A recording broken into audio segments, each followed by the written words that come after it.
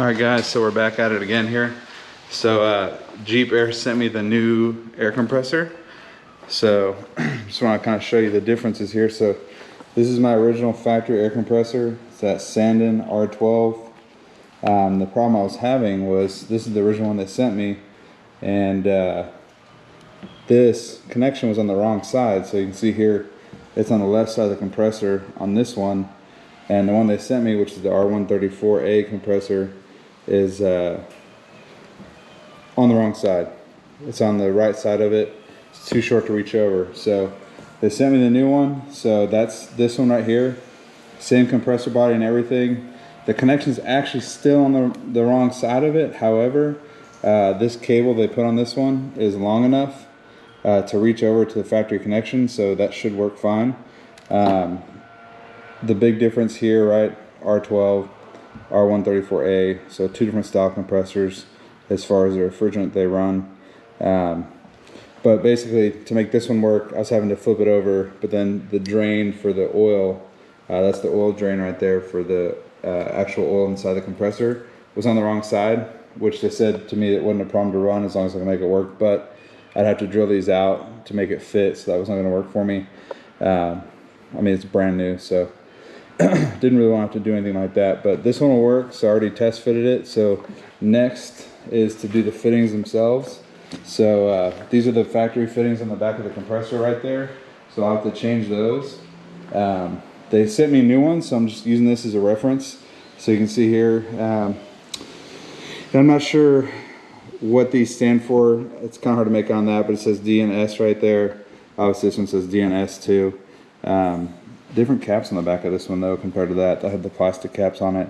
This one's got some metal ones, but I'm gonna pull these off. I got the new connections already over here, so I'm gonna grab those and we're gonna actually get to swapping those over. So like I said, this is my reference points. I left these fittings on purpose just because I knew, one, I had new ones coming, but two, I want to make sure I get them angled correctly, and also to make sure that, you know, at the end of the day that I put the right ones on.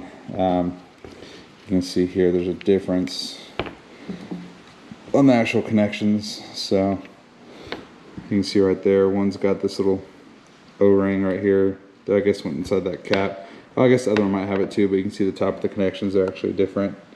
Both have Schrader valves, but they're just a little bit different. So I'm gonna get those out of the box, get those going, and like I said, this is just a reference. So before you take this apart, either A, take really good pictures, which some people like to do. I'd rather just do it like this. It's easier for me. So just, yeah, hang tight and I'll get that all swapped out.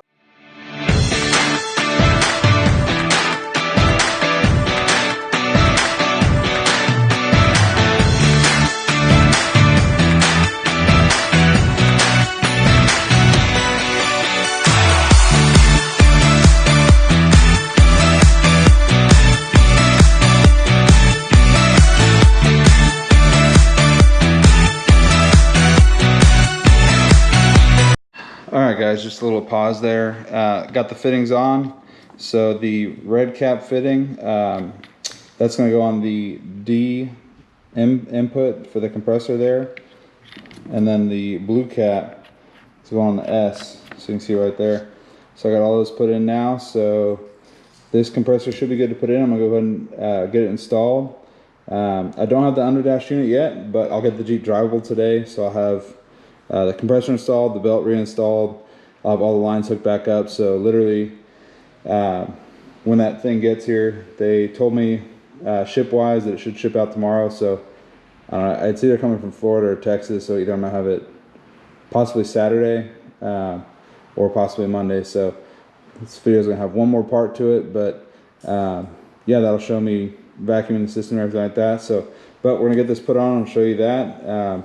I did take this fitting off just to check for the O-ring, so I think I found the leak here.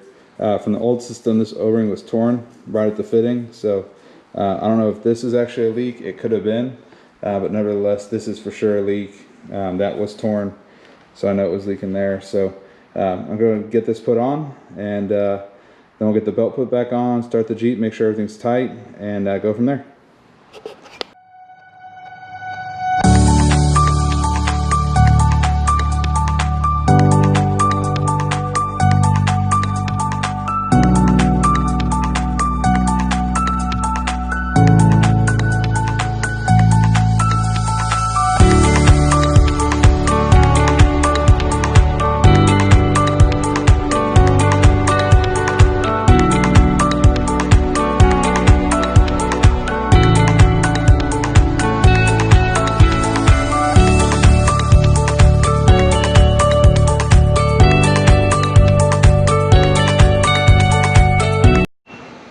Alright guys, I got the compressor on. It's all wired up. It's kind of hard to see because of the strut in the way. It's all wired up. Like I said, the connection's in a different spot, but it still reaches, so we're going to go with that. Got the belt back on. It's all tight. I still got to put the air box on. So one thing to note, whenever you're doing these AC systems, something I've come to find out, every single fitting, you got to look and see if there's an O-ring on it. A lot of times these O-rings will get stuck inside of whatever valve they go into, or plug or whatever, so you have to pull them out. So like this one here, it's actually stuck on there. I got to get that off. That one's stuck on there. So this one's kind of hard to mess up. Two different size fittings, so that should be pretty easy as far as an install goes for you. You see, like, we got that dryer in there, so that's already good to go. So yeah, last piece after this, just get that new under dash unit going. I got the old expansion valve, or I guess new one, but old one. I'm sending that back with the other compressor. They said that they'd take it back for me, so I just had problems with it. So just got to hook up these new fittings, the new under dash unit that comes. Should be pretty straightforward there. That's going to eliminate pretty much everything. If I, for whatever reason, I still have a leak and I can't figure it out, I pretty much replaced everything on the system. The only thing that's still here is the factory lines, which when I spoke to them on the phone, they said is probably the least common piece to go out. So worst case scenario, I'm thinking that condenser up front might have to be replaced. But before I do that, like I said, we're gonna get this all hooked up, get the under dash unit in, pull vacuum on it, make sure it holds vacuum. For whatever reason it can't, obviously at that point we're gonna go ahead and go with getting that new condenser in there. But I'm just gonna get the O-rings put on here, get these lines on. We're gonna start the Jeep up, make sure that obviously it still starts, the belt's tight enough. You know, obviously don't want to leave the belt too loose. So the tensioners on these are not automatic, they're manual. So it just takes a little bit of getting used to adjusting that. I've done it before, but you know, it's just not as easy as the automatic one. So cool. Any questions or anything? Like I said, you know, I'm new to this, so I'm finding stuff out as I do it. So feel free to ask any questions. I gotta say, I wish I'd done this earlier. You know, not that having AC in a Jeep's a big thing, but right, it's Texas, it's hot, so it's nice when you stop at a light to kick the AC on, have that going. That way you're not sweating your ass off. So yeah, well, gonna get the rest of this put on, get it hooked up, started up, and we'll make sure it all works and it's all good, and then we'll finish up the rest when the new unit comes in for the under dash and go from there.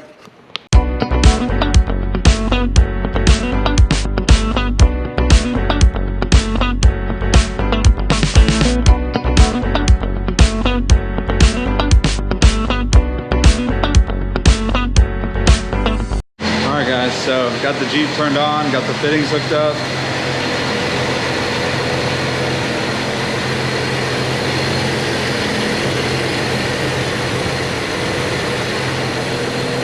Everything seems to be going okay as far as all the belt seems to be okay. Everything's spinning freely. Obviously the AC is not kicking on yet. There's no refrigerant in it. It's an open system right now. So no crazy noises or anything, so it's all good. So like I said, just waiting for that under dash piece. Man, this is pretty easy and straightforward. I know a lot of people that won't work on AC systems, just because, you know, it's kind of daunting. Not a lot of people know how to do them. I just looked online, figured it out. You know, it's pretty much like I was saying in the first video. Just as stuff comes off, it goes back on, right? Just pay attention to what you're doing. I'm saying all this, but I haven't charged it yet. So, like I said, I may still need to replace more parts, but right now, from where I'm sitting, everything looks to be good. Everything seems to be like it's going to be operational and functional. So yeah, any questions, feel free to send me a message, leave a comment down below. I'd be more than happy to share the links on the stuff I bought. You know, their Jeep Air is super easy to deal with. As soon as they figure out the compressor they sent me was built wrong, they overnighted me a new one. Excuse me, overnighted me a new one. Super helpful on the phone. So I'm just waiting on one more part to hopefully try to charge this system to see if I can make it work. So there's going to be a part 3, but that's going to show you a little bit more about, you know, charging the AC system, pulling the vacuum on it, making sure everything's good, making sure you don't have leaks, and that might be a whole nother bag of worms for me. But I feel like the fact that, you know, the new components I did buy, right, the under dash unit, you know, there's a lot of copper line in there that, you know, could have leaks, could have, you know, O-rings that failed, whatever, that obviously you can't see. Plus that unit was pretty dingy and old anyway, as the original one. Just stay tuned for the next video, and we'll go over all the cost of doing this. You know, Jeep Air has a coupon code on their site, so it helps with a little bit of the cost. But other than that, I'll go over how much it costs to install everything. You have no idea what an AC shop would charge to put all this in. I never even asked. I like working on my Jeep, so unless it's something that has to do with welding or setting up gears, you know, or I guess I've pulled engines before, but I just don't have the stuff here to do it. You know, I'll tackle it myself, right? So, yeah, came out great, looks good. Man, this thing's coming together. It looks way different than when I bought it, that's for sure. Now it's gonna have everything functioning on it, which is great. I still have some interior stuff that I want to get replaced. You know, I'm trying to keep it as original as I can. I need to find a new one of these because this is broken down here. New dash pad, probably some new vents up here. Those are really the only 2-3 things that are bad on the interior, but now it's gonna have, I do have a radio. It's just right here. I took it off to take the AC piece off. Yeah, everything else is gonna be working now. It's gonna have working AC. Yeah, it should be good. I'm excited. It's the middle of the summer, so I'll probably drive this a little more.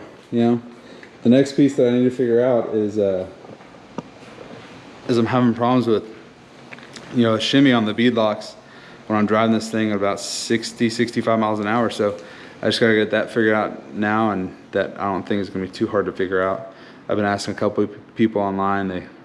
They suggested a couple different things, but you know, I don't want to just start throwing money at it. I want to really look at the solutions that are out there, and you know, just go with the best way. I hate buying multiple things. So but yeah, that's all for this video. Like I said, any questions, comments, feel free to like and like the video, and subscribe for more content, man. I'm telling you, there's gonna be some exciting stuff coming on. I got my buddy C8 that it's got some pretty trick parts on it that I'm gonna be doing a video on here, and then my boss's Impala, LS swapped Impala, 61 Impala LS swapped. So he doesn't know that I'm gonna ask him to do a video on it, but I'm sure he won't say no. So just started raining here, and this wheel's still look good after getting polished. That's a week later. They're the bane of my existence, polished wheels, but they look so good when they're clean. So yeah, that's it, guys, and you know, thanks for watching, and tune in next time.